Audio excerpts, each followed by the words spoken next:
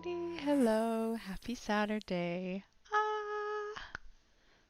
I'm wearing my possum shirt. It says, hold on, let me see if I can take the camera and show you. It says, please, do, yeah, it says, please do not approach or interact with me. This possum is me. Look at it. Please do not approach or interact with me. Mood.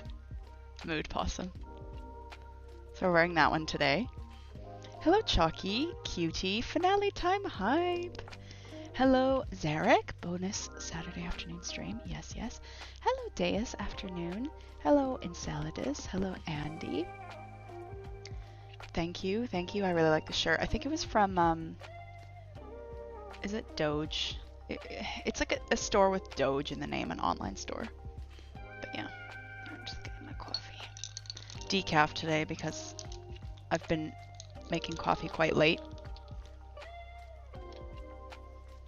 And I'm trying not to mess up my sleep schedule even more. So it's the decaf today, but I just like the flavor. How are y'all doing? Are we excited? Are we excited for more book? I am. I think, is the music okay where it is? I guess so. As long as you guys can hear me decently over it. Yeah. Let me just see. We won't go to the book yet. We'll wait until more people join, just in case people are running late and stuff. So last time we covered magic, religion, and the Fade. Those are some big boy topics. Some big boy topics. Although race, let me see. I just want to see how big the chapters were. So Welcome to Thedas was like 14 pages, alright. Races was 20 pages. Nations was another 4 makes 40. It was 44 pages. Jeebus. Magic was 2 makes 90. It's 22 pages was magic. Religion was 20 pages. And the Fade was about 14 pages. So the Blight is about 16 pages. And then the Bestiary is about 16 pages as well. So we should probably, no problem, get through the Blight and the Bestiary. We'll take time to like look at every single animal and stuff and demon and whatever in the Bestiary. And then if we have time,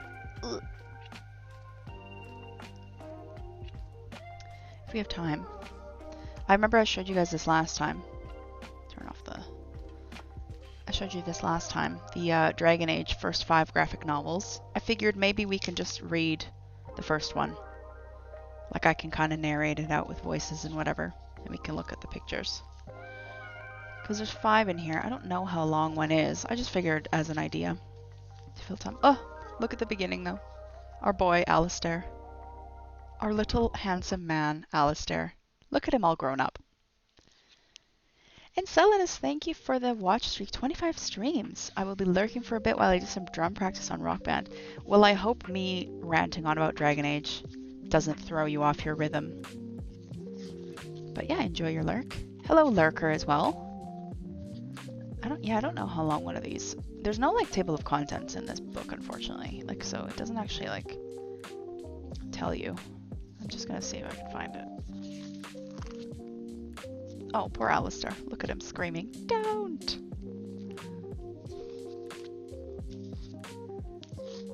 Yeah, I've not read the graphic novels at all, so this would be a new experience for me as well.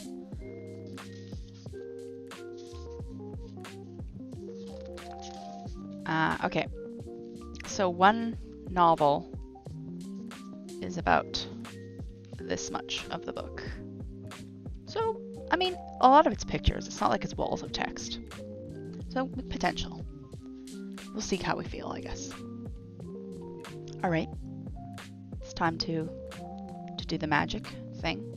Let me just adjust this. Do our little flippy flip. Why am I Will you let me transform you? There we go. Flip vertical. Flip, excuse me. Why isn't it letting me? Hold on a dang second. Oh, there we go. It was just weirdly not selecting the right layer. I've been reading the Bloodborne graphic novels the last few days, and they are really messed up. Oh boy, I bet. Oh, yeah, this was a cool page from the last time. Oh, let me just see. The ring light. Does it help? Does it hinder? Seems like it helps a bit. Because we've got natural light in as well, so it's kind of messing with things. Oh, that's later. That's later. That cool picture's later. Okay, here we were.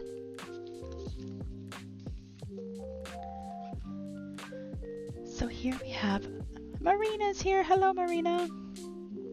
We're just starting. We were just kind of chatting a bit. And I was saying, Marina, if we finish early, we're going to read the first graphic novel from this set called The Silent Grove. Look, featuring our boy Alistair. Look at him. Yeah, The Silent Grove. We'll see, though, how we are on time. Who else has come in? Soul has... Oh, no, Soul was already here, I think. Or did I already say Soul? No, Soul has just come in. You'll be busy with stuff as well. Yeah, no problem, Soul. Let's just get the streaks noted down.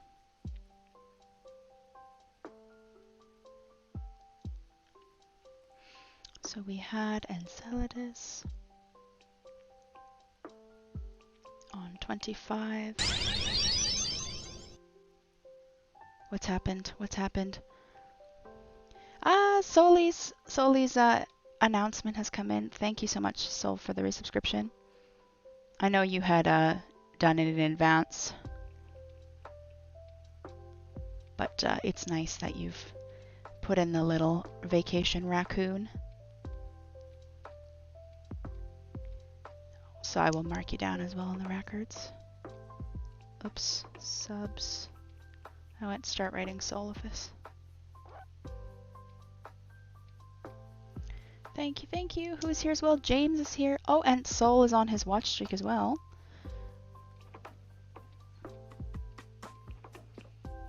I had to take a painkiller for my back today because the way I have to sit to do this stream, my back gets really, like, worn out. And I was trying to sleep last night. I was in so much pain.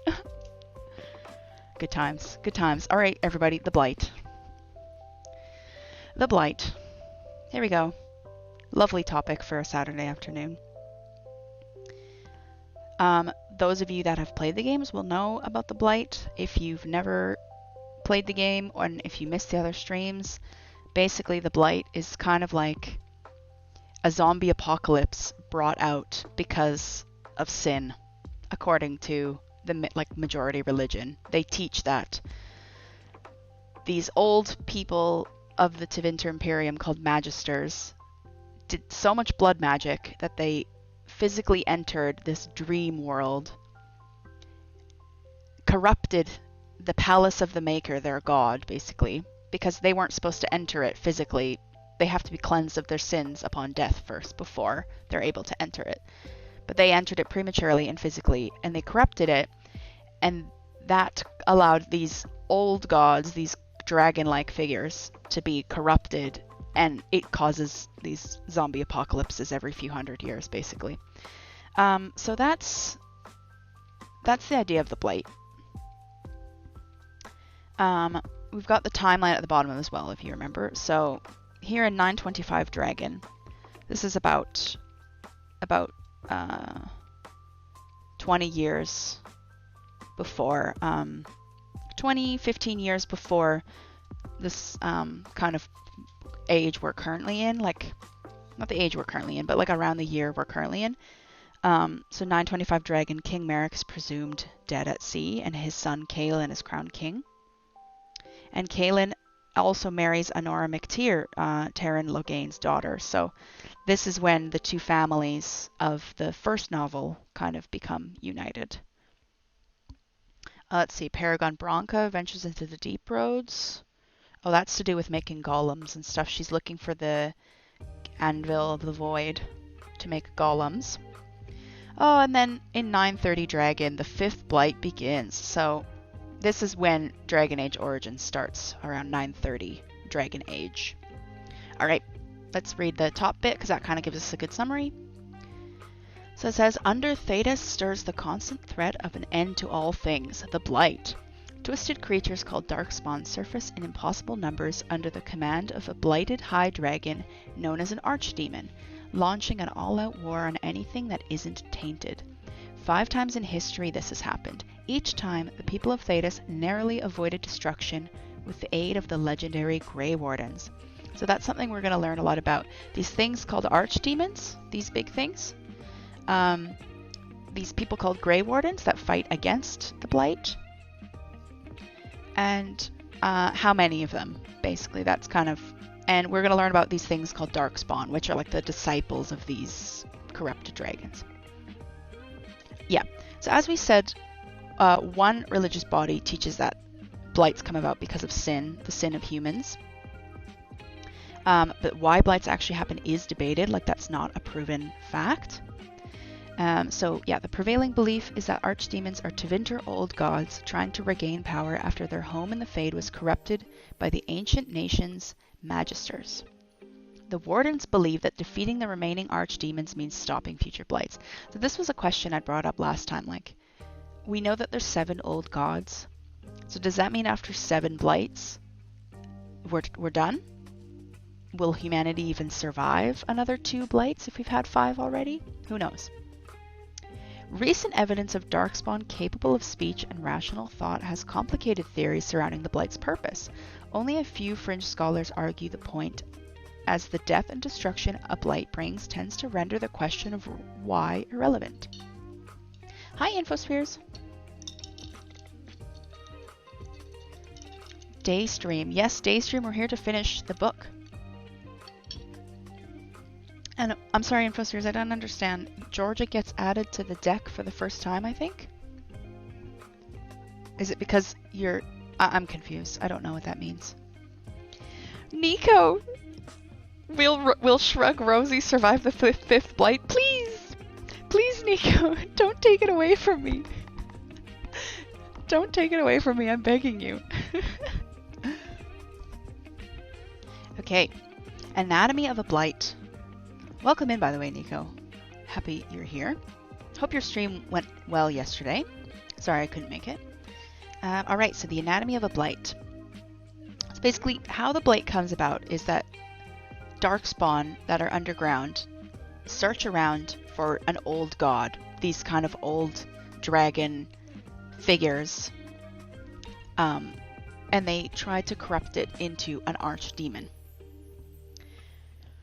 Once the Darkspawn find and wake one, yeah, it's corrupted, and then they all rush to the surface to try to take over and put out the light, basically, because they are dark figures, and their primary purpose is to consume and destroy the light.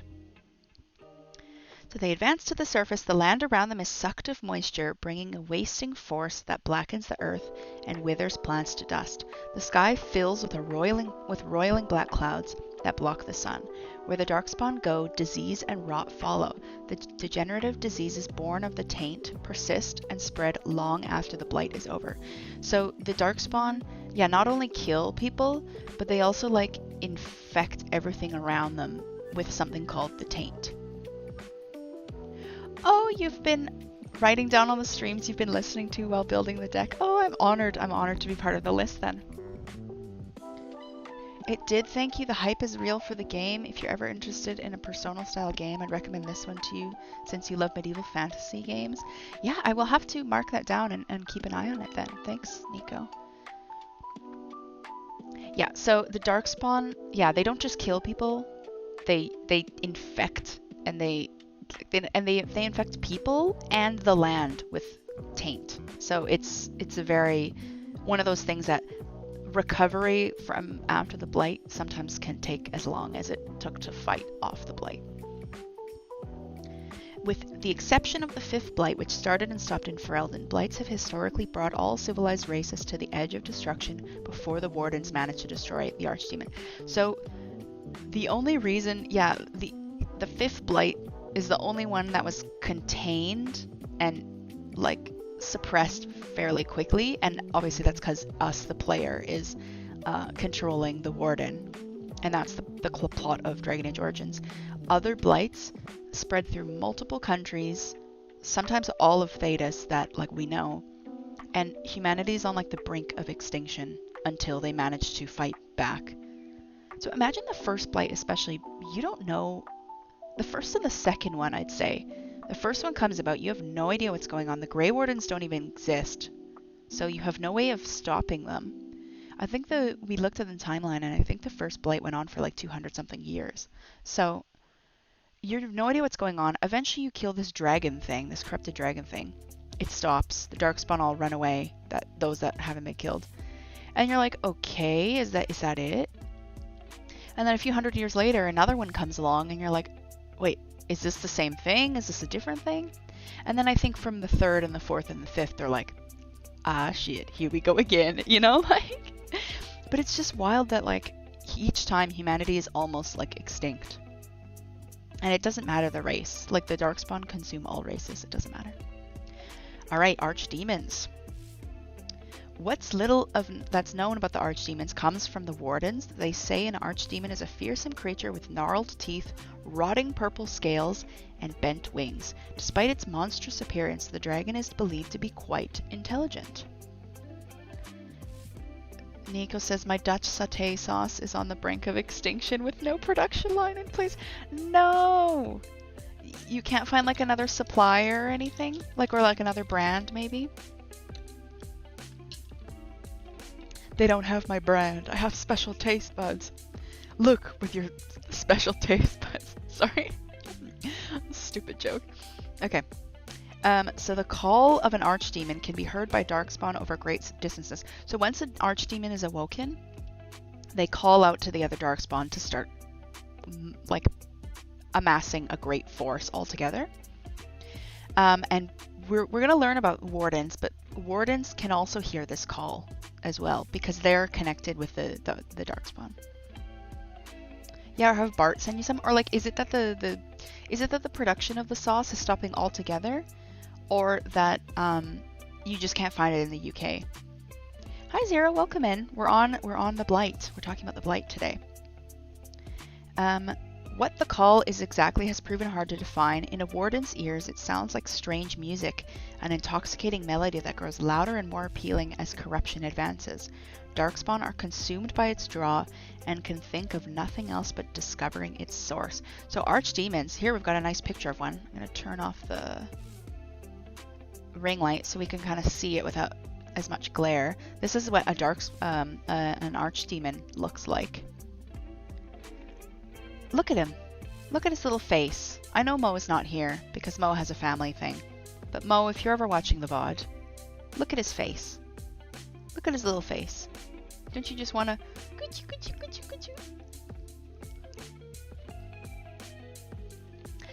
Lamode and Womble are here. Welcome in, cuties. And Bandit as well. Hello, hello. Let's get Lamode's 60 stream streak. Queen of streakers over here. Let's get her in the records. Yeah, so this here, welcome in everyone. We're on the Blight. We're on like the last full chapter talking about, I'll send the book again, the Blight and the archdemons, these corrupted dragon gods. So there's an example of one.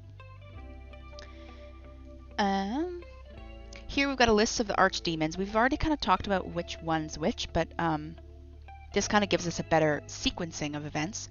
So the first Blight was summoned by Dumat, the Dragon of Silence. The discovery of this powerful archdemon began the first Blight. Dumat was killed in the Battle of the Silent Plains. Zazakel, Dragon of Chaos, the archdemon of the second Blight, brought unimaginable destruction before his death at the Battle of Starkhaven. As an old god, Zazakel represented freedom.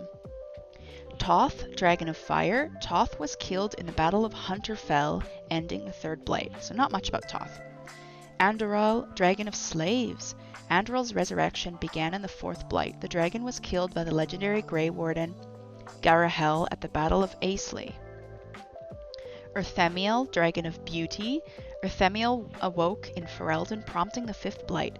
Urthemiel was killed at Fort Draken in the Battle of Denerim, ending the shortest of the 5 recorded blights. And as we know, because of Origins, our hero of Ferelden, our Grey Warden, killed Urthemiel. Or I guess depending on your decisions, you could either have your Grey Warden kill them, you could have Alistair, you could have Loghain. I think those are the 3 options that you can have to kill Urthemiel, but yeah. The 2 left that haven't been awoken, we've got Razakale, the Dragon of Mystery. I like it just says after sleeping. Lusican, Dragon of Night, sleeping. I just like that because they haven't been awoken yet. They're just eepy. They're just eepy little boys. Look at them. Eepy little dragons. Alright, in the timeline as well, 930 Dragon, a senior Ferelden warden named Duncan recruits Alistair and others to put down the impending blight. Among his recruits is the future hero for Ferelden. So timeline-wise, we're very much into Dragon Age Origins. And also a bit of Dragon Age 2. Here we've got as well, the Battle of Ostagar is lost when Loghain quits the field, leaving the assembled wardens trapped behind Darkspawn lines. The warden, with the exception of Alistair and the future hero of Ferelden, are slaughtered. So this is when it's just Alistair and your Grey Warden left. And then, still in this is all 930 Dragon, the Hawk family flees the destruction of Lothering and travels to Kirkwall, where they begin indentured servitude in order to obtain entry to the city. So at the same time the Battle of Ostagar is happening, and your Grey Warden and Alistair are the only ones left alive, the Hawk family, the protagonist from the Dragon Age 2 game, is fleeing north to Kirkwall from the Blight. They're both, one group is fighting the Blight, the other one is fleeing from it. Barton Sang would send me a tub full of pebbles with a post-it note saying, lol, no. Oh, Nico, that's so mean. Yeah, Marina just says they're napping. Womble with the B99 quote. Well, no one asked you. It's a self-evaluation. Zarek, no, don't wake them up. Yeah, so there should be only 7 blights, but I'm curious if the game franchise will cover the other 2 blights. And then, what happens after that? You know? It's super interesting. Alright, so we've learned about archdemons here. We know some of their names. We see what they look like. I love the little feet too, that they're like, ee! They're all like perched feet, like, ee! I don't know, I really like this drawing. I like the artist's kind of rendition of it. So, we've said, these archdemons wake up, and they send out a call. To what? To the Darkspawn. These are kind of their minions. So the Darkspawn are twisted shadows of humans, elves, and other common races. They normally remain below the surface, free to reign over expansive stretches of long-abandoned dwarven deep roads. Great numbers of Darkspawn lurk in the deepest caverns and tunnels. So the Darkspawn are never gone. Even if there's no blight happening, they're there. They're there in the tunnels, deep underground, everywhere. And they can come up at any time. Honestly, I would not be surprised if Veilguard is the final game. Yeah, I would understand that too as well, Chalky. It seems like it's very ramping up to a finale. I agree. Hello, Pierly! Hado, every stinky! Oh, yeah. Okay, so the Darkspawn. It says here, humans, elves, and other races. Basically, all of the races that Thedas has are susceptible to becoming Darkspawn. You're not safe. It's not like how dwarves can't use magic. There's no immune race. They're all at risk of becoming Darkspawn. Good afternoon, stinkies, non-stinkies, and everyone in between. Hello, everyone. How are you? Fine, thank you. Oh my god! Thank you for the bits, Pierly. Hello, every Pierly. How are you? Fine, thank you. Hi cuties, I'm glad you guys are making it. 17 viewers, dang. Yeah, I'm glad you guys were able to make it on my non-usual day. Alright, the origins of Darkspawn. How do they believe they've come about? So the Chantry, as we've learned, these are the epitome of sin, of human sin. This is how Darkspawn come to be. They were Tevinter Magisters who touched the Golden City, as we've said.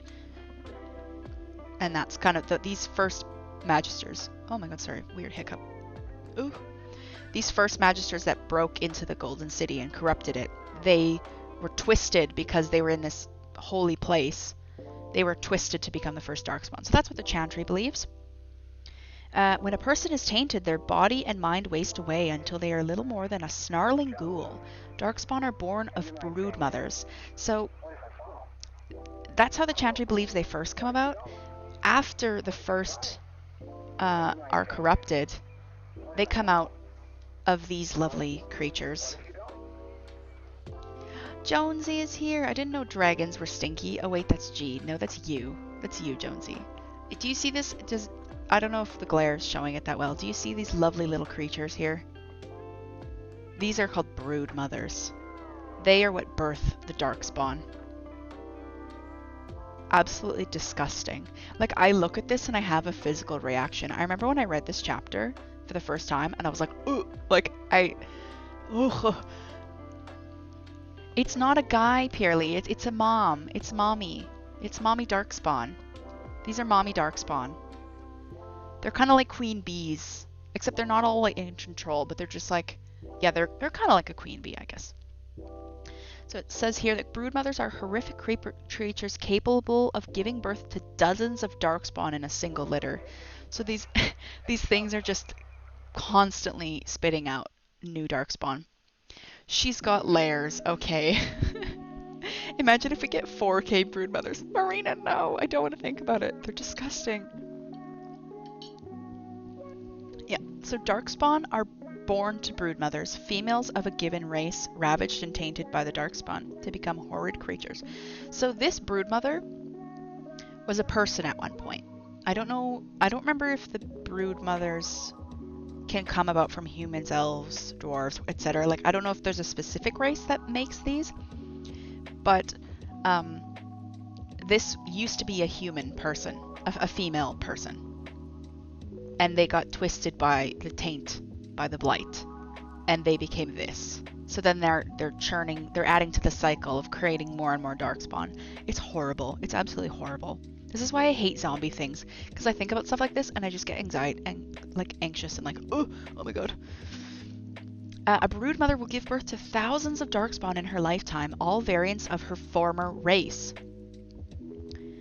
Yes, okay, so all types of races can be broodmothers. Females, unfortunately. Yeah, so they just need to have ovaries, as Chucky has stated. They need to have been born with ovaries, and if they get tainted, they become this. And here it states what race they were, what kind of creatures they make. So if an elf gets turned into a broodmother, they give birth to shrieks, kind of very fast and quick Darkspawn. Dwarven broodmothers spawn genlocks, which are kind of very sturdy, physical type Darkspawn. Human broodmothers birth herlocks, which are kind of your typical, like how humans are the plain race of fantasy. Herlocks are kind of like the plain Darkspawn. And then the Kosith, the Kunari race of dragon-horned people, birth ogres. So here's an ogre as an example. Actually, it shows kind of a few examples. Hold on. So I think these two are herlocks, these two smaller ones. Or maybe this one's a herlock, this one's genlock. And then this big one is an ogre. So you can see similarities. Like this one kind of looks human-esque. This one kind of looks like dwarf or elven-esque, like depending on the picture. And then this one, because it's got big horns as well, it resembles the Kosith. So yeah, depending on what race you are, if you have ovaries, you become this. And then you birth, depending on what race you were, you birth different kinds. Just horrible. Absolutely horrible. A bloated broodmother will give birth to a large litter at once, between 20 and 50 children. Disgusting. They will emerge her giant womb as toddlers, often already able to walk and develop rapidly during their first few weeks. Young Darkspawn are expected to compete with each other to survive. They will try to kill each other, perhaps a natural instinct. This serves to thin out the weak offspring. So very typical of like your survival of the fittest. Like, I'm gonna birth you and then you're on your own. Basically, you gotta fight it out with your siblings to survive. Occasionally, one young Darkspawn will be so much more powerful than the rest, it kills the entire brood. This Darkspawn is called an alpha. They are generally taller, stronger, or much more intelligent than the rest of their kind. Alphas will inevitably take command of weaker Darkspawn. So that's why in the games when you're fighting Darkspawn, sometimes it'll be a Genlock, and then you'll fight like a Genlock Alpha, which is like more, you know, like more like a upgraded boss, or like a mini boss, or like an ogre, and then there'll be like an ogre Alpha, which will be like slightly harder. I hope my taxes aren't paying for all these children, LMAO. Yeah, Darkspawns are actually capable of magic as well. These Darkspawn are dubbed as emissaries, and they tend to only surface during blights. And they're kind of like, their type of magic is almost like a blood magic. So the other Darkspawn can show up anytime, but emissaries, kind of mage Darkspawn, only really show up when blights are happening. Alright, intellect. So most are not capable of speech, at least the earlier blights, that's true. Kind of grunts and hisses and stuff like that. But they can like communicate with each other. It's just not a spoken communication. And they're not stupid. It would be wrong, the book says it would be wrong to call them stupid. They have an intellect. They're able to make makeshift armor. They're able to do battle strategy. They're able to repair things like make blockades and stuff when fighting. So it's not that they're like mindless and stupid. They don't just shuffle around. They can build structures and craft powerful, albeit ugly, weapons and armor. Genlocks are particularly good at construction, a remnant of their dwarven origins. So yeah, the race that they used to be kind of helps influence what they are good at as a Darkspawn. The common Darkspawn don't speak a language by any surface standards. They are able to understand each other. A cry of alarm at the sight of an intruder is always understood. So they have more like primitive level of communication. When there isn't an archdemon to direct the Darkspawn, the chain of command breaks down. Alphas become tyrants, splitting the horde amongst themselves and fighting for dominance. So without this archdemon to keep them in line and keep them in a hierarchy, the Darkspawn quickly revert to more primitive means, fighting amongst each other, splitting into tribes, and things like that. So their lack of cohesion is what keeps them from threatening anyone but those who venture close enough. So if you happen to make your way down into the deep roads at any point, you're most likely going to come across the Darkspawn, and they're still going to do some damage, but they're not organized in the same way as when an archdemon is around. So there are rare examples of hyper-intelligent Darkspawn capable of advanced thought and speech rivaling any human, elf, or dwarf. One of those is both a character in the Origins DLC and is a character in the second book, the second novel, The Calling, called the Architect. They were able to ignore the call of the old gods, lead other Darkspawn towards a common cause, and even ponder the purpose of his twisted race. He once tried and failed to infect all of Thedas with the taint, in hopes of finding a middle ground with the Darkspawn. It was his vain hope that peace could exist between the two. When this failed, the Architect sought a fruitless bid to end future blights through the harvesting of Grey Warden blood. He hoped that administering it to all Darkspawn would sever their connection to any remaining archdemons. So that's like really, really, like that's a lot to unpack. You have this Darkspawn called the Architect, who is able to question his own existence, something previously not thought possible. And he first tried to infect everyone to end the blight, and then he went the other way of like, okay, that didn't work. So then instead of that, let's see if we can cure the rest of the Darkspawn from hearing the call, and maybe the last two archdemons will not cause a blight because we can ignore them. Mr. James Ether says, this affecting different races differently reminds me of the Reapers cultivating different species. Yeah, that's a really good crossover, I think. I mean, they're both by BioWare, so yeah, similar idea. The issue is that they've been getting smarter over the generations and mutated. Yes, good point, Chalky and Marina. Another intelligent Darkspawn is the ancient Corypheus. Good old Coryphe. Coryphetits, as Sarah, a character in Dragon Age Inquisition, calls him. He's one of the most powerful and wise ever encountered. He is believed to be one of the ancient magisters who entered and corrupted the Golden City. The warden sealed him away in a prison using blood magic. He was unfortunately freed by Hawk in a Dragon Age 2 DLC, which is why he becomes the big bad villain in Dragon Age Inquisition. So here's a Hurlock, this picture here. I don't know, maybe I'll turn the light on a bit. It's kind of a dark picture, unfortunately, but this is an example of a Hurlock, so a human style darkspawn.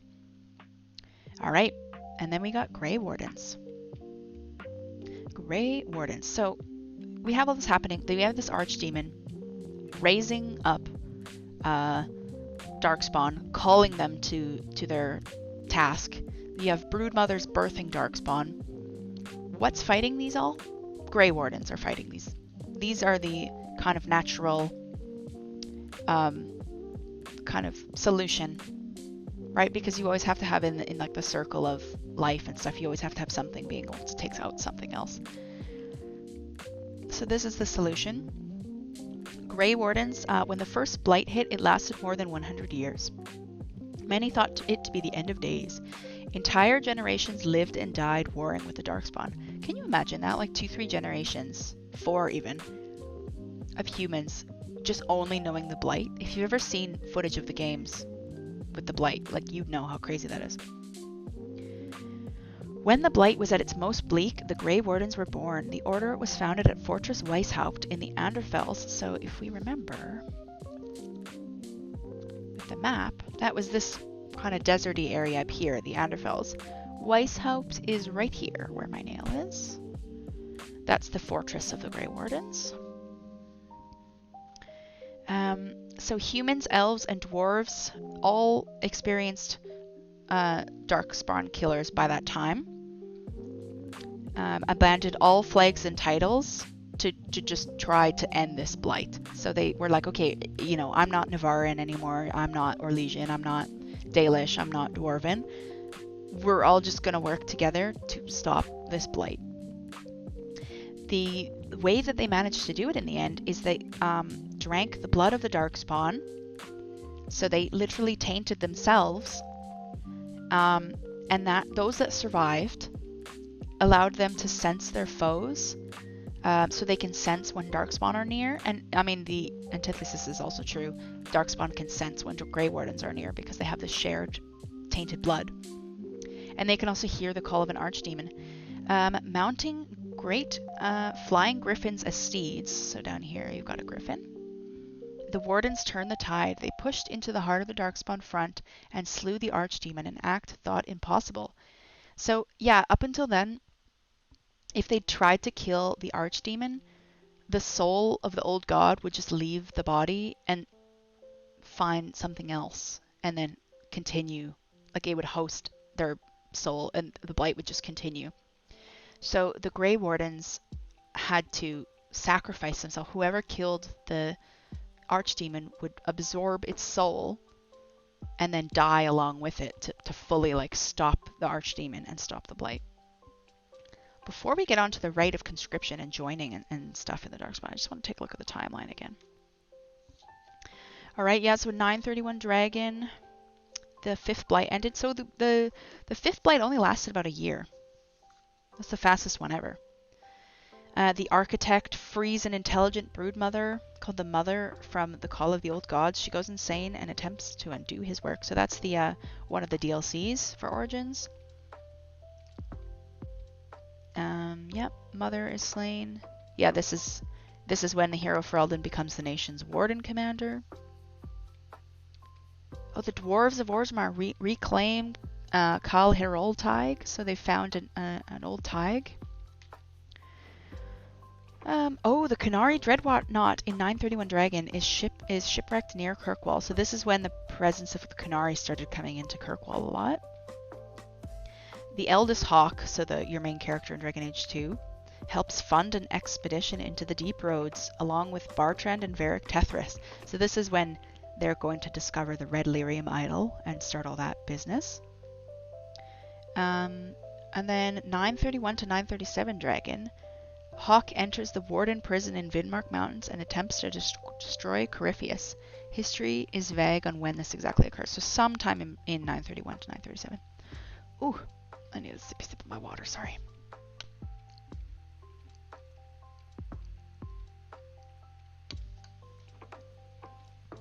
Oh, Mr. James Ether has returned to Bloodborne. Chalices, are you going for that plat? All right. Similar to military conscription in like our real world military kind of, like certain countries have conscriptions. Wardens have the right of conscription as well. So when the wardens declare that a blight is coming, they have signed treaties with all the different countries to conscript people to become Grey Wardens or fight alongside them, basically. So even when blights are not happening, Grey Wardens travel around and try recruiting people, basically, so that their numbers don't keep dying out. What isn't essential is a willingness to join. Yeah, so with this conscription, they're like, nah, you're becoming a Grey Warden now. You don't have a choice. So often they'll take like criminals or people that like have no more lease on life anyway. According to the old tithing rights solidified after the first blight, the wardens may conscript whomever they choose, from the lowliest elven peasant to the firstborn son of a king. If the recruit is under authority of another body, that authority is nullified. The wardens may even recruit someone sentenced to death. So basically, yeah, their right to conscription overwrites anything else because the blight overwrites anything else.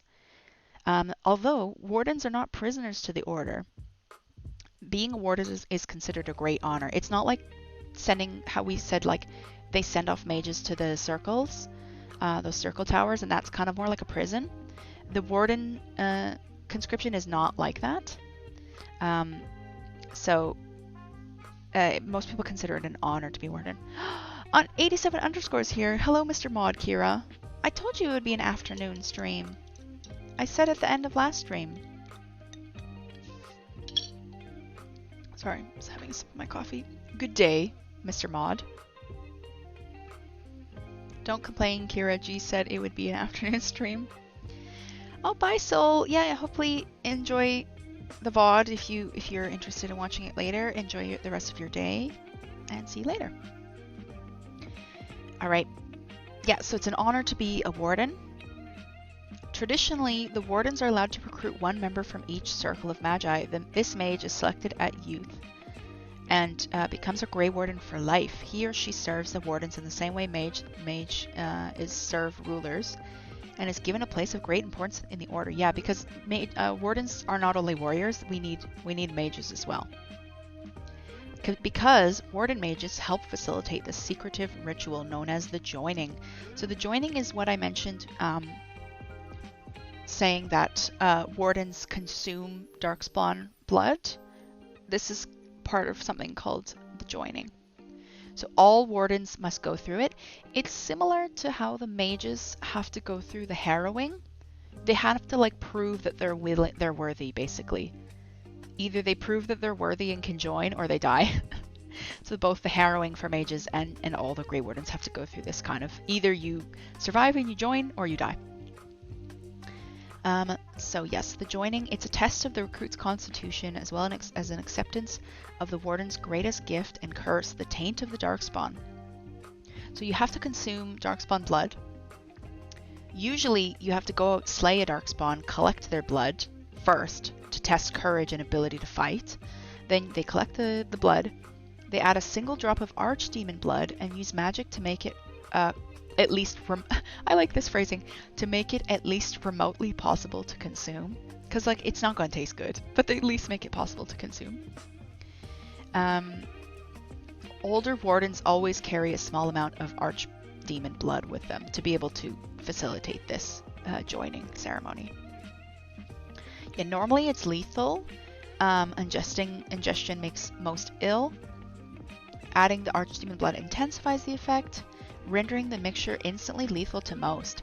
So a lot of people will drink this and then just immediately die, which is why, yeah, if you manage to consume this and survive, you get to join the order. You're considered worthy. And then you will always have this connection to the darkspawn. But unfortunately, unfortunately, joining the Wardens doesn't mean you can quit whenever you want, because eventually you will reach a point in your life where you experience something called the calling. So this section here is about the calling.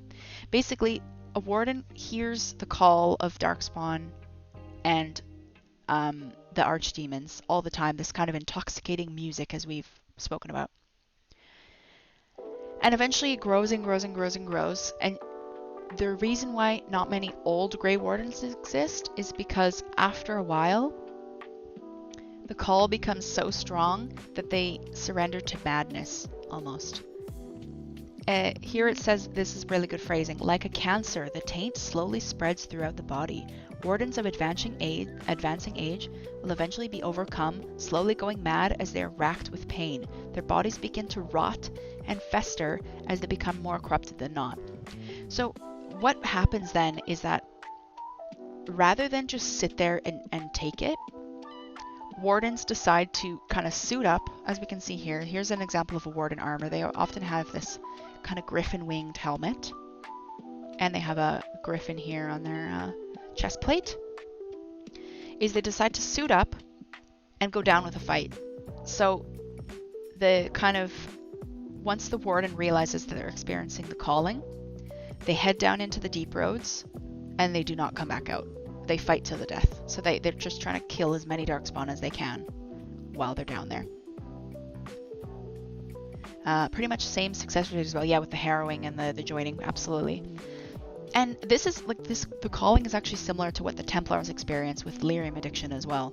So these are things that's like, okay, you need Templars, you need Grey Wardens, but you make them and maintain them in such horrible ways and such addictive ways that you're like slowly poisoning the person.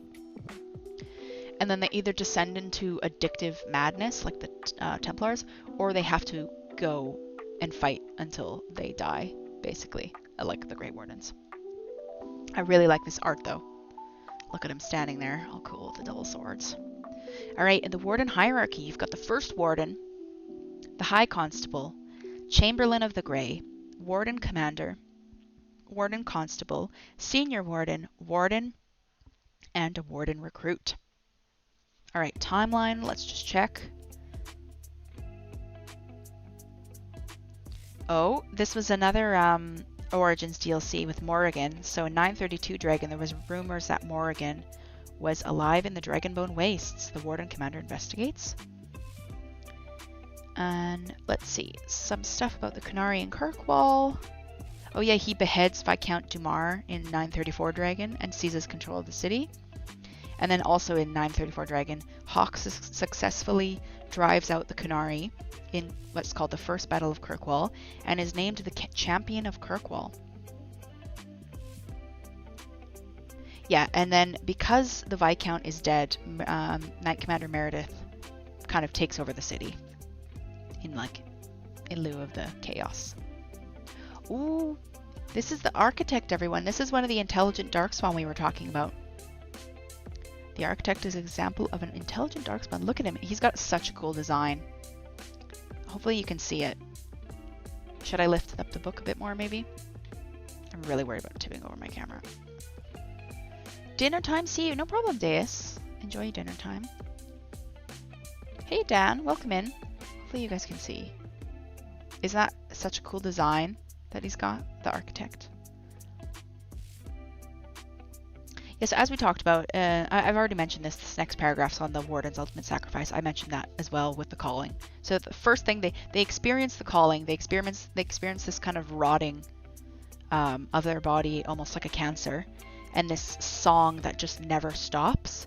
So then their last sacrifice is going into the deep roads. Here's another example of Grey Warden armor. It's quite dark, hold on. Let's get the light on a bit. So very often Grey Warden armor is blue with silver accents and brown leather. And they always have this kind of griffin somewhere around. This one would be, this isn't like a super heavy armor. This is maybe like a rogue's armor rather than like the full plate. Okay, and then as we know, Weishaupt is the kind of the fortress of the Grey Wardens in Anderfels. Not much is known about it, unfortunately, because it's kind of closed off for Grey Wardens only. It says here, Weishaupt is now a miserable, barren place and is home to only a few hundred wardens. The reigning first warden is rarely present, as he is said to be more interested in politicking and lining his pockets than fighting Darkspawn. With the power of Anders, king, lessening as anarchy takes hold in the blighted nation, Weishaupt is growing as a symbol of authority in the region. Some whispers that the first wardens aim to take power over the Anderfels for himself. This is seen by many wardens as an insult to the order that flies no flag, but its own protection in all peoples. Yeah, so that's kind of some corruption going on right now. You've got the first warden that's more interested in politics and greed than fighting Darkspawn, which is like the antithesis of what their organization is supposed to be.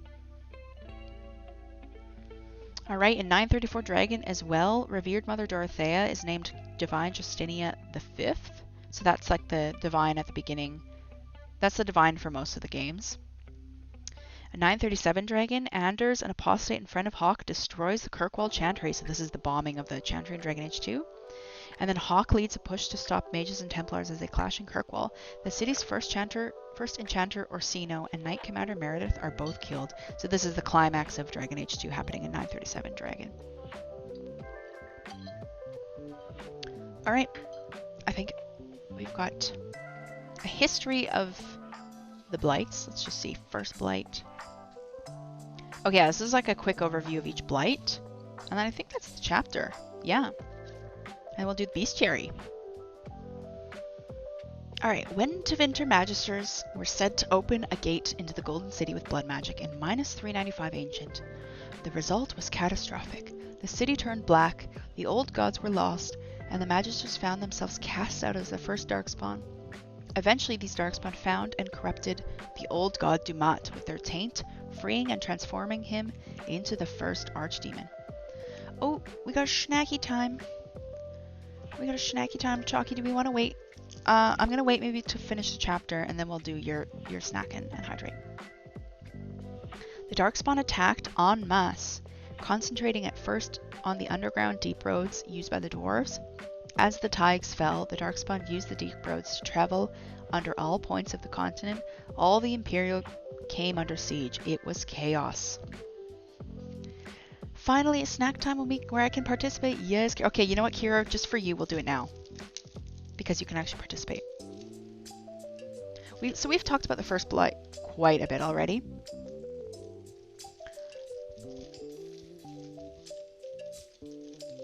Oh yeah.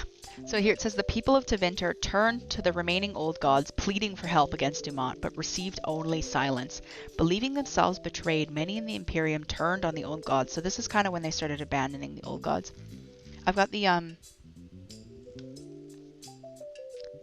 chocolate orange Jaffa cakes today.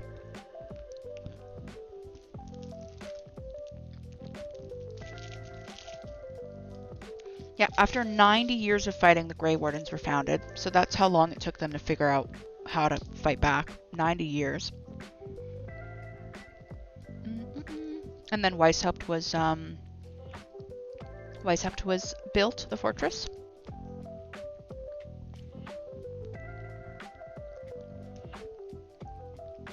Sorry, while I'm chewing, I'm just reading ahead just to see what to kind of summarize.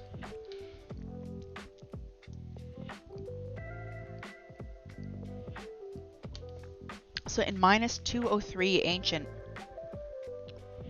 they finally amassed soldiers from Tevinter, Rivain, and Syrian to battle Dumat. This was known as the Battle of the Silent Plains, where Dumat was finally slayed. And this is kind of when they realized, like, okay, once we slay the Archdemon, the Darkspawn are still around, but they're kind of like leaderless. They don't know what to do anymore. So they were able to drive out the Darkspawn. And this is when the first Warden treaties happened. They preached constantly about the possibility of another attack should a second old god awaken. Most, however, were reluctant to listen. So, of course, humans were like, We're gonna, yeah, like sure. The Grey Wardens are like, guys, there's six other old gods. More of these could happen. And other people were like, but it's not happening now. I don't know if I believe you. This is a really cool image of the first blight. You've got all the Grey Wardens and the armies amassed here, and then you've got all the Darkspawn army here. I really, really like this art. You can kind of bring it a bit closer. So you can see the Warden side. How many people? And then you get the Darkspawn side. Just chaos and fire and grotesque beings, basically. Really, really cool. Alright, second blight. It began in the Anderfels with the rousing of old god Zazakel, shortly after the start of the Divine Age. Under Zazakel, the Darkspawn organized and once again surfaced in great numbers. The city of Hosberg was hit first, its people cut down to nearly one man before the Grey Wardens finally got word out. This one took over much of the continent, and kind of each region started just trying to protect their own land rather than work together like this and help like everyone. But luckily Orlais and the Grey Wardens kind of worked together to lead the Battle of Cumberland. Okay, there's like a few different battles going on here. The armies of Orlais marched north to the Weishaupt. Yeah, so the Warden Fortress actually almost fell to the second blight, but then Orlais' army helped.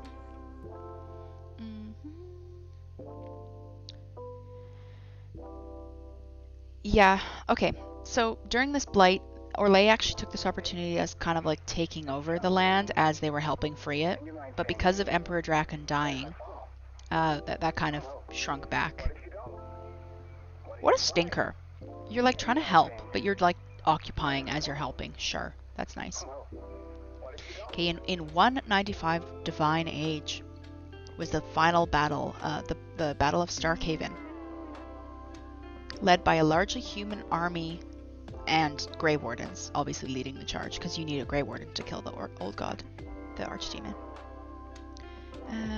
The period that followed is known as Rebuilding. It was a time when trade, culture, and religion flourished as a generation of Thedosians who only knew life in the light finally found themselves free from its grip. So that's a common thing we've mentioned as well, that once these blights happen, entire generations are lost to culture and history. They only know war and they only know blight. Oh, third blight. A few ages passed before the next blight.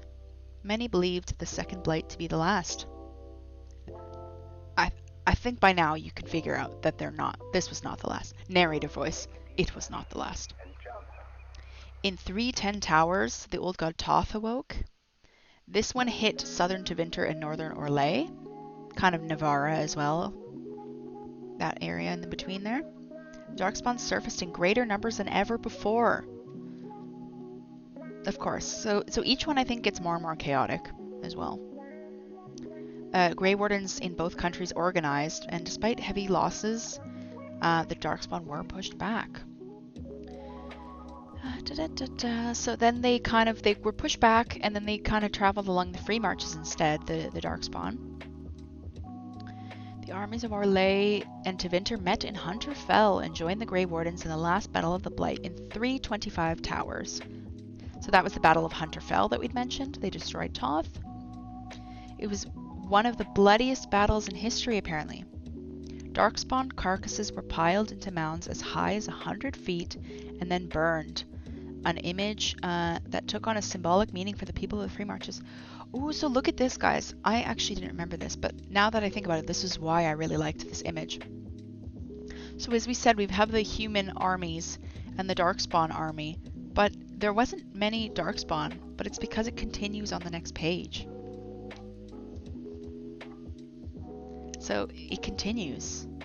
Here we've got more kind of Hurlocks and Shrieks and Genlocks. And then in the back there you can see the ogres. You can see a Darkspawn emissary controlling magic. And this is probably like an ogre alpha controlling them all. Really, really cool.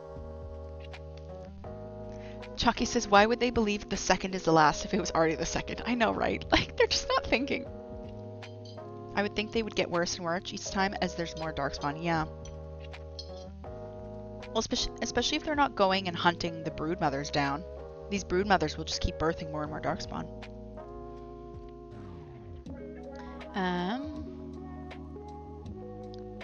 However, yeah, so the victorious armies of Tevinter Orlais quickly squandered the goodwill of the Marchers and occupied territories. So once again, Tevinter and Orlais, being the absolute shits that they are, use the opportunity of like, oh, well, we helped you with the battle and stuff, so give us some of your land, we're taking it. So stupid. Eventually, though, the places gain their independence again. Alright, Fourth Blight. The Fourth Blight. Oh, this is during the Exalted Age, so lots of Exalted marches against the Imperium, as we already know, against Tevinter. Because the Tevinter Imperium split with the Chantry, if you remember. So they made their own version of the religion. The Chantry and Orlais didn't like that, so they sent like 4 or 5 Exalted marches against Tevinter. So during that time, a new blight happened when the old god Andoril awoke. Good times. So you're fighting amongst yourselves, and then guess what? Here comes the blight again. This time it was Antiva that was really hit hard. And like the free marches in Ravane. And then Hosburg came under siege as well in the Anderfels. Orlais and the Tevinter Imperium were attacked by fewer numbers and were able to drive back Darkspawn within their borders. Despite their success, Tevinter refused to send any aid to free marches or Anderfels, while Orlais only sent token forces. So once again, these two little shit countries, Tevinter Imperium and Orlais, were like, well, we saved our own butts, so we're done. We're not going to help you out anymore. But eventually, the Grey Warden Garahel led the Anders and an army of wardens to Hosburg to break the siege. And then they went into the free marches in Starkhaven, made an alliance, and then in Antiva, at the city of Aisley, Garahel died striking Andoril's killing blow. So many Darkspawn were slaughtered during this battle that the people of Thedas came to believe the Darkspawn would never again rise up something so significant as the Blight.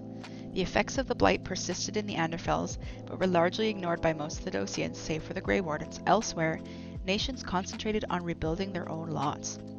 The Griffins went extinct sometime after the Fourth Blight. Their likeness remains as a symbol of the Warden authority, and it decorates all Warden armor. So here we go again. After every Blight, they think, oh, well, we've killed so many Darkspawn. They're probably never going to come back.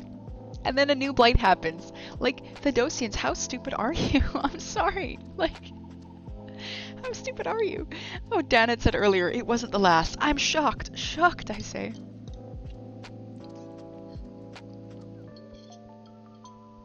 Yeah, and Chalky makes a good point. They made it easier for the Darkspawn already killing each other. Well, it's just the selfishness as well. They're driving out the Darkspawn in their own country, in their own land, and then they just stop helping. Like, they would make the problem so much better if they continued the fight, driving them back into the deep roads even more, you know? And the dwarves are like, just another Tuesday. Yeah, the dwarves have to deal with the Darkspawn all the time. It's so bad. Okay, I've been ignoring the timeline a bit. Oh yeah, so 938 Dragon, Grand Duke Gaspard in Orlais, stirs dissent against reigning Empress Celine I. So I think that's the Masked Empire book, the 4th novel. An apparent cure for tranquility is discovered in Annabeth Fortress at the Abyssal Reach in 940 Dragon. Ooh, spicy. If we remember, the Tranquil were the mages that were branded, basically lobotomized, because they weren't able to control their magic, or they volunteered for this lobotomy because they were too scared to risk trying the harrowing.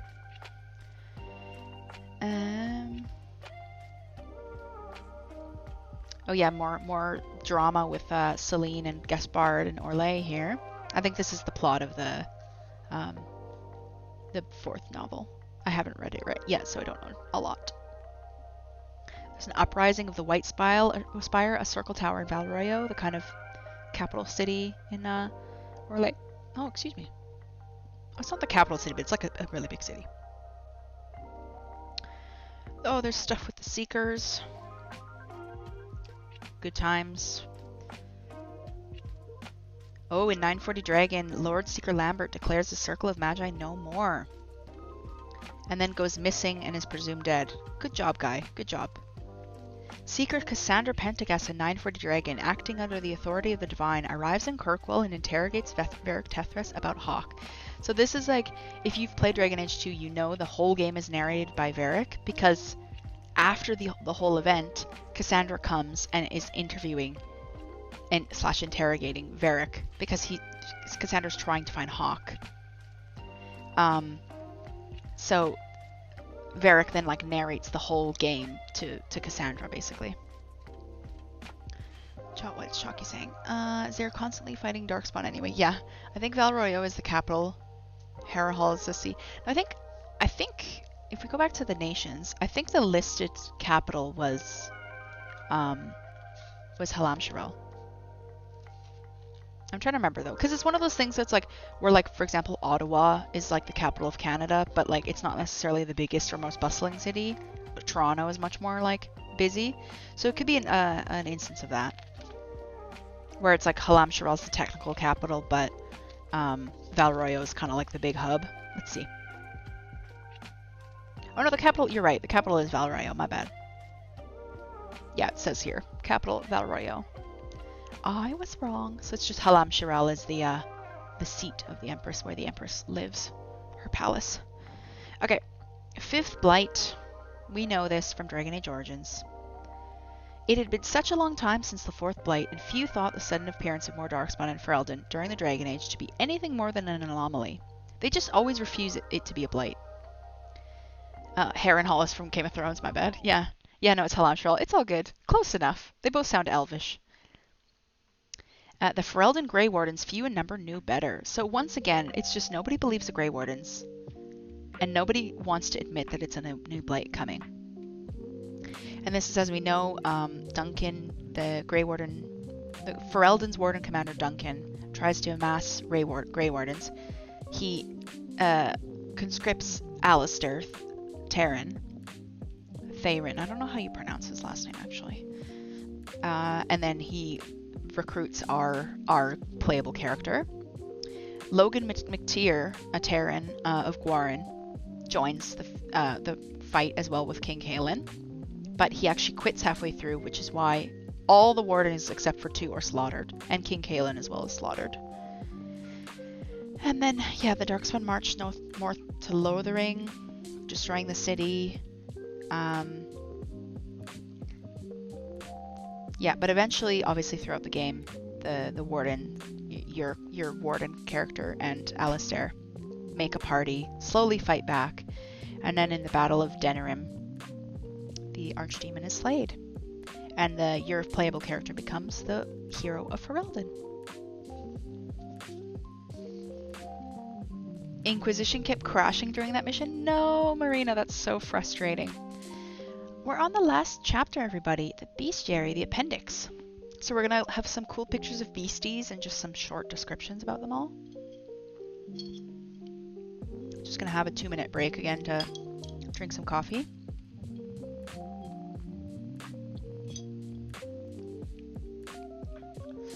Have a little sip of water as well. This side is splitting too. It seems to be like every kind of section of the book that's bound, the glue is not holding up very well. Like you can see the seams of the thread. Unfortunate. I might put some glue and then put a heavy weight on it and just like Womble with the Brooklyn on it. Thank you, Womble. I always like reading this. It's our favorite one again. Hold on. I'm going to use 2 books for this. Here are 2 pictures. One is of your locker. The other is a garbage dump in the Philippines. Can you tell which is which? That one's the dump. They're both your locker.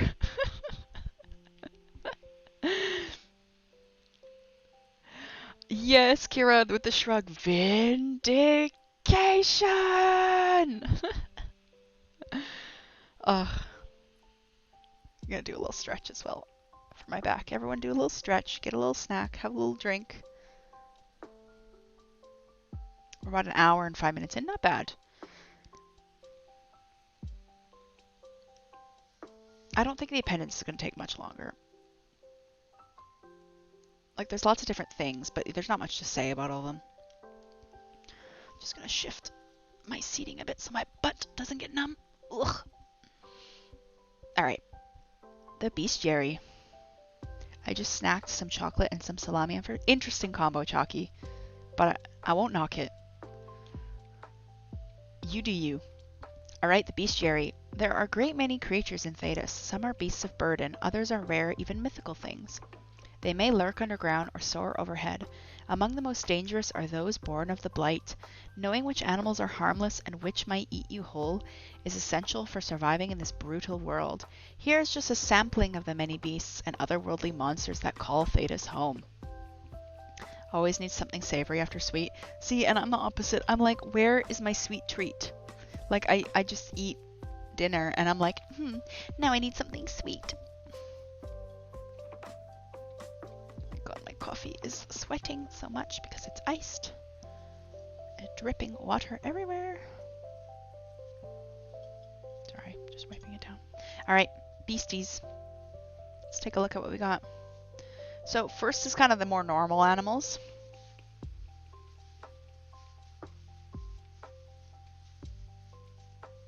Yeah, no, I'm the opposite. I want something sweet now. So first we got the more normal animals. Above ground, you've got wolves. Yeah, your basic. Rabbits, fish, spiders, rats, birds, bears, wolves. Your typical animals. Populated areas, domesticated animals includes cats, dogs, chickens, and cows. Various breeds of each species exist throughout Thedas. Working cattle to tiny toy dogs, fashionable in Orlais. Ooh, Illusion is making cinnamon rolls. I'll be over later then. Illusion, you better hold some for me. One really popular and kind of famous type of breed is the Mabari. So Mabari are specific dogs from Ferelden culture. They are very loyal dogs. And they are intelligent, loyal, and like almost, they can be war dogs as well. These hounds choose their masters. And if you have one in Ferelden, you're instantly recognized as a person of worth. They are an integral part of Ferelden military strategy. Hounds can easily pull knights from horseback or break lines of pikemen. The sight and sound of a wave of war dogs howling and snarling has been known to cause panic even among the hardened infantry soldiers. Yeah, so the Mabari, look at them. Just want to give them a little hug. Just want to give them a little hug. There you go. Going to leave a lurk while I go have a shower. No problem, Womble. Thanks for joining. Enjoy your lurk, and yeah, if I don't see you by the end of the stream again, thanks for dropping by. Hala are something that are really important for elves. They are kind of like they're deer-like creatures, but white, and they are sacred to elves.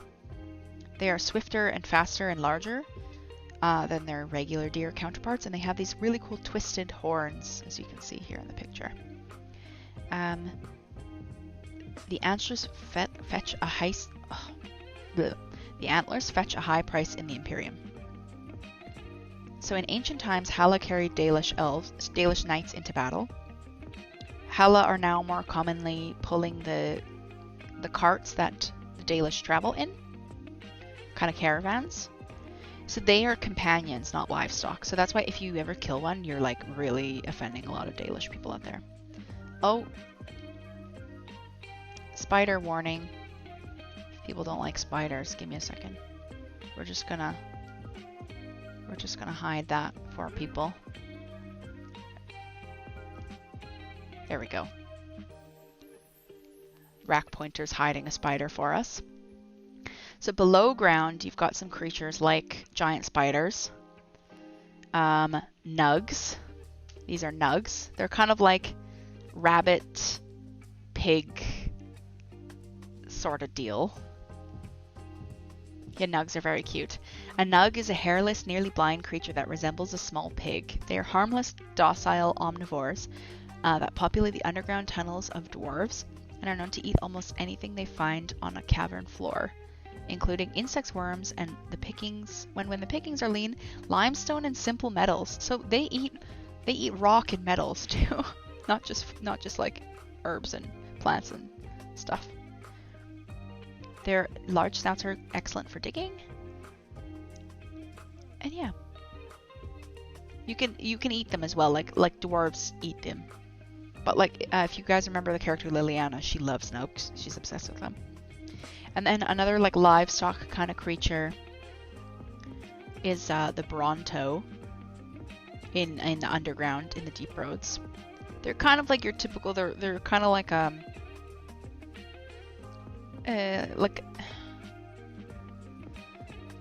like a cow mixed with a bull, you know, mixed with a rhino. Very sturdy. They can carry things, lots of things, and they eat organic material from water and fungus and even rocks, hence the rock licker nickname by the dwarves. They are generally docile but can be provoked. That can be dangerous if provoked. And they're very well known for their stamina and sure-footedness, so they can walk in a lot of kind of instances of the deep roads. I have a Snuggle Pile t-shirt. Oh yes, I think I remember this. And so that is welcome back. Up here, I'm not going to move the book too much, because then, okay, you know what, we'll move the rack pointer with it. Hold on. Are you ready? Yeah. There we go. Here we've got a deep stalker. These are like little rats. I don't know how else to describe deep. They're cave-dwelling creatures in the deep roads with claws. They're kind of like mini raptors. The dwarves call deep stalkers Tezpadam. And then we've got dragons. Let's look at dragons. Dragons are more fun. Rack pointer, stay there, please. Thank you. So here we've got baby dragons, which are called dragonlings. These types of dragons have 4 legs and wings, and they're fire-breathing, and they're reptilian. I don't remember if that's like actually the dragon or if it's like a wyvern or whatever, but like this is what the game calls them, dragons. You've also got drakes. So drake is the mature form of a male dragon, and then dragon is the female, the adult female.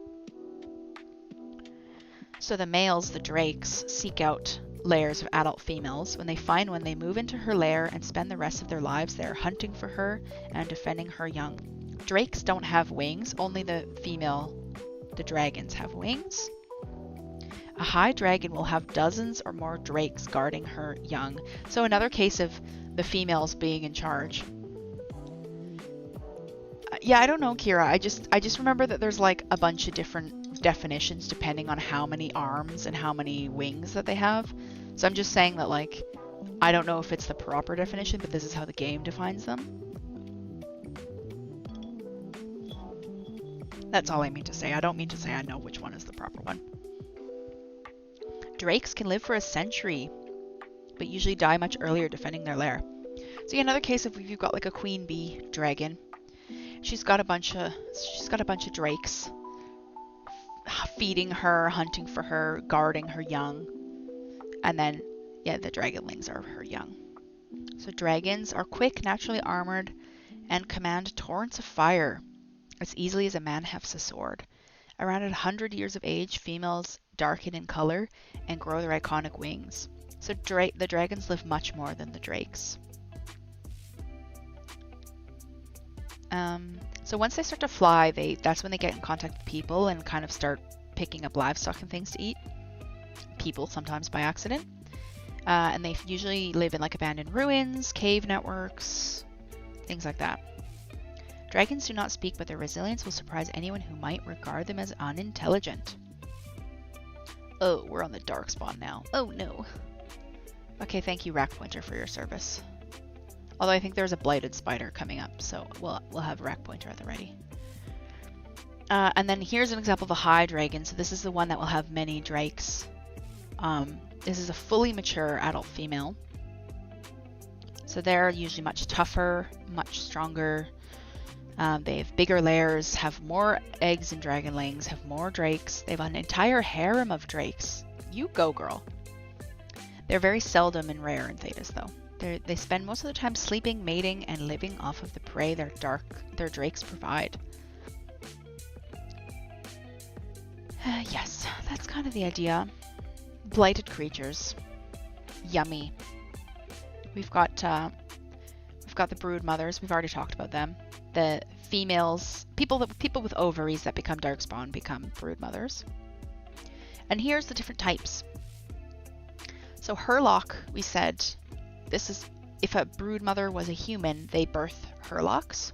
They're kind of just very typical, like the human version of darkspawn. So they're just typical foot soldiers, roughly human-sized, but more strength and stamina than a real human. Then you've got Genlocks, so these are kind of more hulking and sturdy, stocky breed. These are because of dwarven brood mothers. They birth Genlocks. They're notoriously difficult to kill. Their heads are much larger in proportion to their muscular bodies, and their shoulders and arms are hulking. Like dwarves, they tend to resist magic, so they take the properties of their previous race as well. These are the Shrieks. So these were an elven broodmother will birth a Shriek. So they're very fast. They emit ear-splitting cries, obviously the Shriek. They're kind of like assassin builds. And they can hunt in the dark of night. Shriek's talons and teeth are incredibly sharp. They prefer to leap on their prey and shred them to ribbons. They're thin with barb-like skin that ranges from light green to dark brown. So they've got the natural elven agility. And they're easier to kill, but you have to land a blow against one because they're quick enough to get away. So that's kind of why they're hard to kill. Oh, here it is. Okay, wait, hold on a second. Just in case arachnophobic people watch the VOD later as well. I think that about covers it.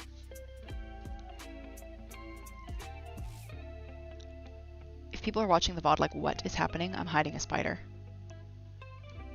For arachnophobic people. There we go. Who wants to see a spider when you can see a giant rack? Okay. Ogres, these were the ones, the Kossith, the horned creatures. Brood mothers that were once Kossith, birth ogres. So these ones are the tallest. They're very rare, but very strong. Broad, huge, long muscular arms, curved horns. They viciously charge attackers. Ogres usually only appear during blights, but sometimes you can find them in the deep roads. These ones usually do a lot of the commanding of the other darkspawn, and they kind of break through fortifications of armies. Oh, look at these little curse things. This is like something out of Dead Space. Look at this little messed up guy. This is called children. A child. I want to see the baby. At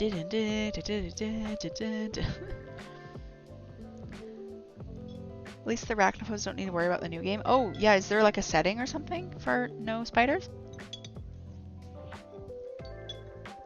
So children are large grub-like darkspawn, birthed by a unique sentient broodmother known as the Mother. So this is a specific character, one of the intelligent darkspawn. They birth children. If these grubs eat the flesh of the slain darkspawn, they sprout legs. They can then run down their prey with startling speed. This is literally something out of Dead Space. Look at that. Ugh, disgusting. Here is a disciple. Disciples are an intelligent breed of darkspawn capable of advanced speech, free will, and tactical organization. These were created by the architect after he gave them Grey Warden blood. So these are the darkspawn that the architect tried to free. And then we've talked about the archdemon as well, the corrupted old dragon god.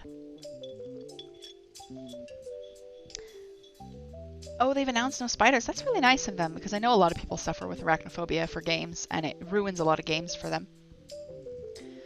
foul beast. I found a channel lately that has like this cat kind of meowing, but they dub over the cat meowing with the foul tarnished from Margit in Elden Ring. It just makes me laugh every time. Because it's just this tiny little cat and they're just like, foul beast. Foul tarnished. Like something like that. Okay, and then normal animals, if they come into contact with blighted creatures like Darkspawn, they become corrupted. So you've got things like blight owls, corrupted spiders, blight wolves, blighted werewolf, dragon thrall, ghouls, berserkarn. So this is like a zombie bear, like zombie wolf, a zombie dragon. Okay, ooh, ghoul is interesting. Humans, dwarves, or elves corrupted by the blight, but unfortunate enough to remain alive, become ghouls. Sore-covered, twisted shadows of their former selves, often corrupted while held by Darkspawn as captive food source. They prey cannibalistically on other prisoners, slaves to the archdemon's will, and driven mad by pain. So if you're unfortunate enough to be infected by the blight, but you manage to survive, you become a ghoul. Like, that's horrible. Okay. Turn the page. Good. Oops. Too many pages. Alright, we're safe. We're safe. No more spider. Okay, now we're into kind of the spirits and demons. We kind of went into this in the Fade section yesterday. So spirits are creatures of the Fade. Their nature is to seek out and latch onto specific purposes. So they have a specific feeling, emotion, purpose, basically. In general, spirits are not complex, or rather they are not complex as we understand such things. Each one seizes upon a single facet of human experience: rage, hunger, compassion, hope, etc. This one idea becomes their identity. We classify as demons those spirits who identify themselves with darker human emotions and ideas. So we've got kind of nice spirits and evil demons. I see the picture of me. Hold on, Zero. Sloth isn't a bit. So wisps are kind of like the spirits that don't really got much going on for them. They kind of just float around. You got spirits of justice, like the one that took over Anders in Dragon Age 2. You've got spirits of valor. Some mages tell stories of encountering valor spirits in the Fade during their harrowings. These mages speak of being challenged to combat. If deemed worthy, a valor spirit would support a mage in their final tests of the harrowing battle with a demon. So spirits of valor, like if you prove yourself to them, they'll help you out. Spirits of compassion, Cole, your companion in Dragon Age Inquisition, was a spirit of compassion. Spirit of faith. Little is known about these ones. Some say that the great mage healer Wynne, your companion from Dragon Age Origins, had a spirit of faith bonded to her. And then there's spirits of hope. They don't appear in the waking world because Little Thera attracts them. So basically the world is hopeless. Yeah, some say. Yeah, this is Rage, Zero. Yeah, we'll get there. Sloth's on the next page. Love Cole. I agree, Dan. He's a really interesting character. Okay. Wisp wraiths are kind of evil versions of the wisps. So they want to attack more rather than just float around. They might just kind of mindlessly attack. Then you got the Pride Demon. I really like the design of the Pride Demons. They're cool. They're very purple, very reptilian. They've got a whip, an electricity whip. They're kind of one of the more powerful demons. The most powerful demons yet encountered are the Pride Demons, perhaps because they are, among all their kind, most resemble men. That's a hard line. Shades are kind of a true form of a demon when it occupies a living world. Believe their confusion with the waking world leaves them unable to possess the living or dead, so they just kind of become really weird, grotesque, kind of demonic creatures, and they attack with razor sharp claws and stuff. Here's the Rage Demon, so this is obviously like a fire-based demon. It's among the most common and weakest malicious spirit. Rage demons are fueled by and attracted to rage. The Rage Demon's true form in the Fade is pure fire. Its body seemingly made of lava. They can generate fire, burning anyone who draws near. They're less intelligent than their other varieties, obviously because they're just rage. You just kind of barrel through things. Hunger demon, rare even in the Fade, hunger demons are characterized by a compulsion to consume or attempt to consume everything they encounter, including other demons. Hunger demons most often appear in the waking world by possessing abominations or skeletons, although they have been known to inhabit living people. Here's Zero, everyone. Oh no, that's a Sylvan. Is there no picture of a sloth demon? Oh, there's no picture, Zero. You're not pictured. You just have a paragraph. Sorry. Here's the Desires demon, the Lust demon. Look at her. Slay. Look at her. That's one baddie. That's one baddie right there. Yeah, I thought that was a picture of you, Zero, but that's a Sylvan. That's something later. So Sloth demon, Zero, are not themselves slothful. They are so named because they feed upon the slothful recesses of the psyche, doubt, apathy, and entropy. A sloth demon weakens, tires, and tears at the edge of consciousness, and would much rather render its victims helpless than engage in true conflict. Does that sound like you, Zero? They were too lazy to picture a sloth demon. Didn't. And then Desire demons here. Sexy ladies. They use the yearnings of waking world inhabitants, lust, wealth, and power to lure their prey. Far more intelligent than the bestial hunger and rage demons, and more ambitious than the sloth demons, these dark spirits are among the most skilled at tempting mages into possession. This is the type of demon that also tortured Cullen, my boy.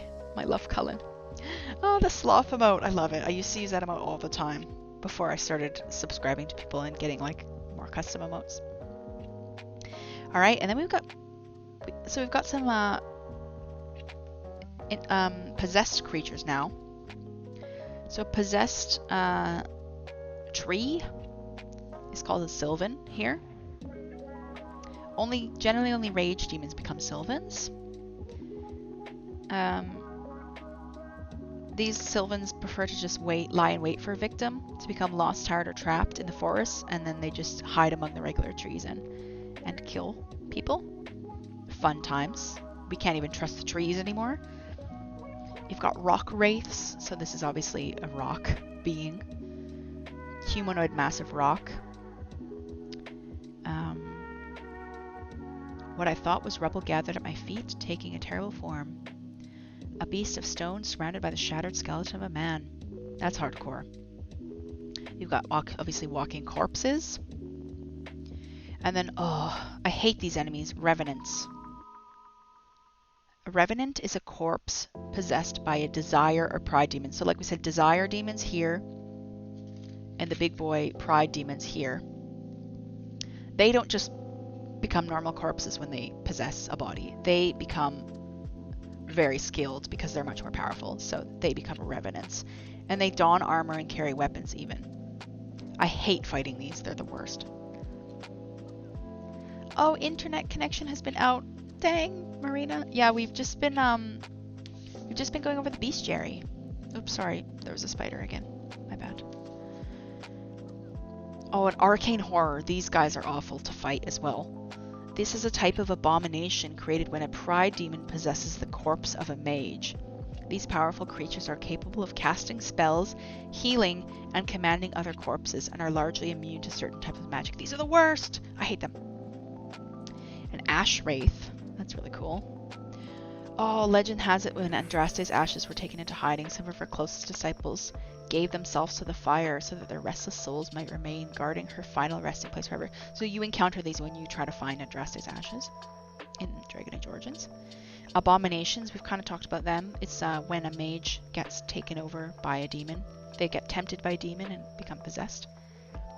So that's an abomination. Other curious creatures. Look at this guy. That's hot. He's got a hot day later, I bet. Look at him. Other curious creatures, we've got golems. One of your DLC companions in Origins was a golem named Shale. I think it was Shale. Shay? Something like that. I think it was Shale, though. So they don't actually remember how to make these. But it turns out we discovered, I think, that the first, like golems were made by people. So someone had to like sacrifice themselves or die to be made into a golem.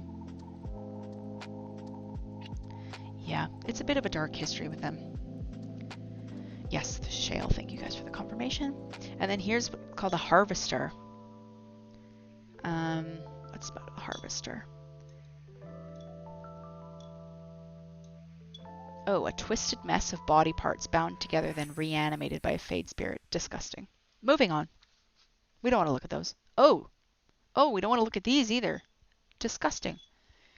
We've got a ghast. Small vicious biped that dwells in mountain caves. No thanks. We've got a velgastriel, which they go in packs. They can wield magic. Oh, that's awful.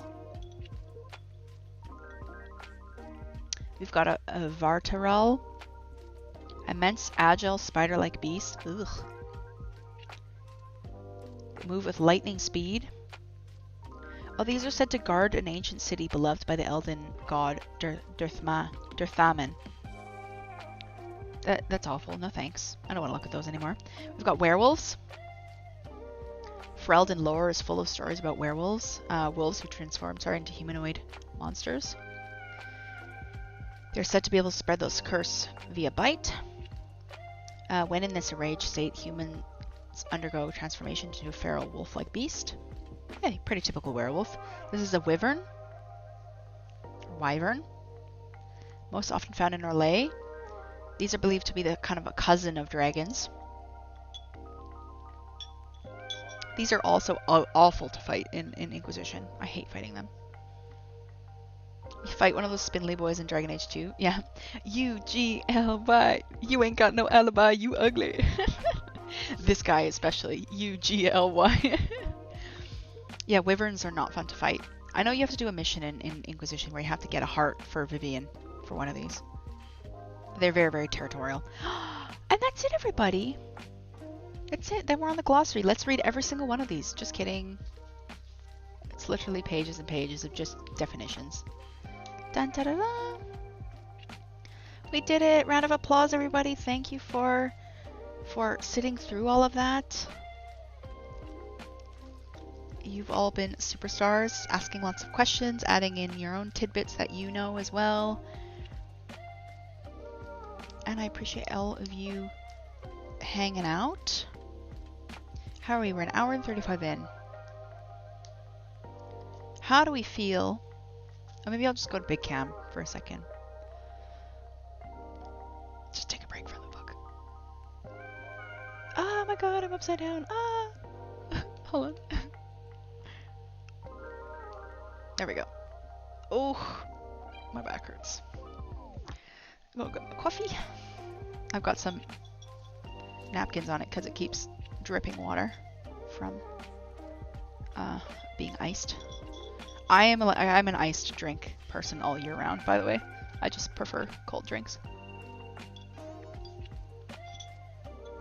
I love this whole series. I hope we do book 2 at some point.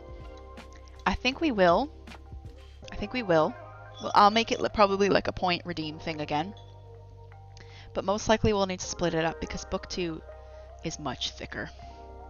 Hold on, let's just turn that on. I was like, why do I look weird? Because I didn't put the ring light on. That's too far. How's that? Oh, lean back a bit. Oh, that's nice. Like, let's go over it. So, Rexistence, excuse me for a second. Because if we look at the second book, she thick. Rexistence, sorry. Move again. This is, I'm trying to hold the table down so not everything falls over. This is book 1. Let's see if, can I hold them both up? Ooh, they're heavy. Huh. You can see book 1 versus book 2. I'm trying to separate them a little bit. There we go. You can see the difference in thickness. So, oh, you've got the hardcover copies of these. Nice. I got the box set because Volume 1 was kind of hard to find for a while. So I eventually got the box set when they released that. So this is number 2. She's thick. Let's see how many pages it was. So The first one was around 150. Oh. Okay, well, let's not include the glossary because... Oh no, this isn't even a glossary. Oh no. Oh wait, this is the index. Character index. Oh my god, this one is way more in-depth though. The World of Thedas Volume 1, a list of errata by Brother Genitivi. Oh my gosh, what is happening? Appendix again. Oh my lord. So this one's like over 300 pages. It's basically double. I have the hardcover ones as well. Just happy they're printing them again. Yeah, because I wanted to buy them each separately. There were the box that didn't exist yet. But Volume 1 was so hard to find. Gee, looking lovely today. Oh my gosh, thank you, Lamode. I've got my possum shirt. Please do not approach or interact with me. And he's just wearing a little backpack. So cute. Alright, let's see the kind of contents of this one. Cast of characters. Forward by 2 of the writers, okay. Legends of Thedas, okay. The New Cumberland Chant of Light. The Hero of Ferelden. Andraste's Bookshelf, Essential Tombs for the Painfully Devout. The Champion of Kirkwall. The Seer's Yarn, a treasury of tales for children all over. Oh, so that's cool. That's like children's tales and legends and things like that. The Inquisitor, the World Nug Culinary Treasures of Thedas, and the Bestiary. Oh my god, yeah. So this is like way more in depth as well. Oh, look at this. There's a picture of like all the kind of characters. Isn't that cool? I don't want to open it too much because I don't want to ruin the spine, but isn't that neat? This is probably like all the characters from all the games. That's cool. Yeah, book 2 is more spoilery, definitely. Oh, and it even gives you a layout of like, okay, that's who everyone was. That's cool. So it kind of shows you exactly. Oh, we've sold and sold this. The hashtag ad has worked. Such amazing detail. World and history. I'm definitely going to give Dragon Age a try now. I'm so happy to hear that. It is like literally one of my favorite stories that I've ever had the chance of experiencing. Yeah, so this is like way more detailed. I haven't even read this one yet, so I'm definitely going to read it first and then figure out a stream. So it's probably not going to be something right away. It might be like way down the road. I have the artwork for the characters as a puzzle in my room. Oh, that's so cool. I just want to... let's find a cool picture. There's not as many like full cover... We're not getting as many like double spread pictures either. Oh, look at this! It's literally got a copy of the Chant of Light.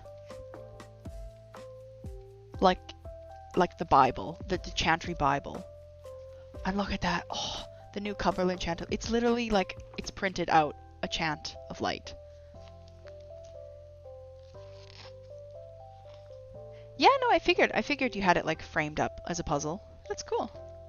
Oh, no way. So yeah, this is literally a chant. Like a section of the chant. Oh, this is cool. Yeah, but there's less full cover pictures. So this might be something that might need to be done in parts because this is like way more text heavy. Whoa.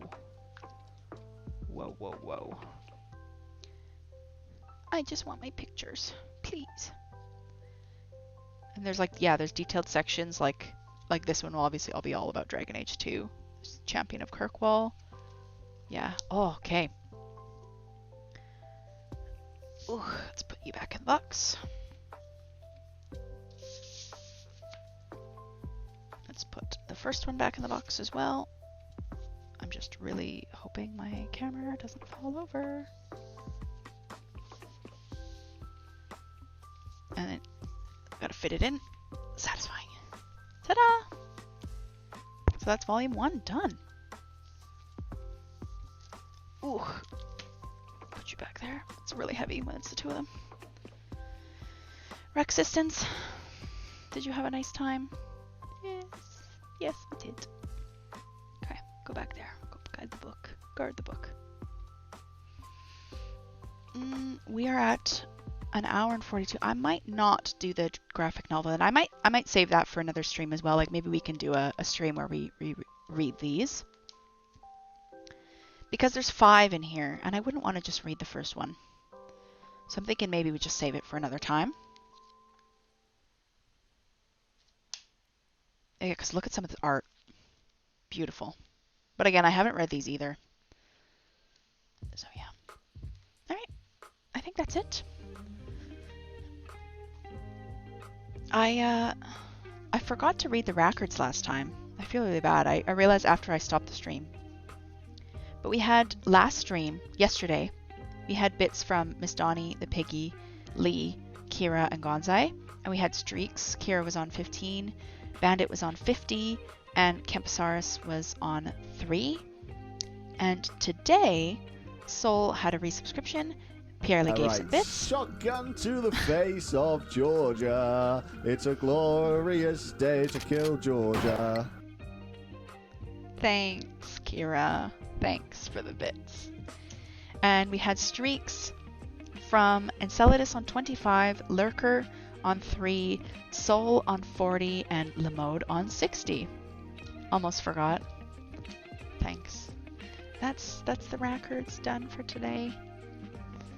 And last, so we had 3 streams in total. The other one's on the previous page. Hold on, come on, come back here. This one down here was day 1. And then these ones were day 2 and 3. They do in 3 today. I'm trying to think. My biggest one, I think, was the birthday party. For sure. The birthday party extravaganza. Yeah, that was nuts. That was like half a page on its own. And you can see lots of people. The hearts are gift subs or extra bits. So you can kind of see how much people gave for my birthday stream. That was a lot. Yeah. Thanks everyone for coming by. Thank you, Chalky. Thank you, Illusion. Thank you, Kira. Thank you, Enceladus. Thank you, Mr. James. Mr. J. Thanks, Dan. Converting people to Dragon Age. This is the way. Thanks for this. Thanks for coming by, Andy. Yeah, I hope you all have a great weekend. And we will leave with one final thing. Oh yes, Buddy stream tomorrow. I will leave you with one final message.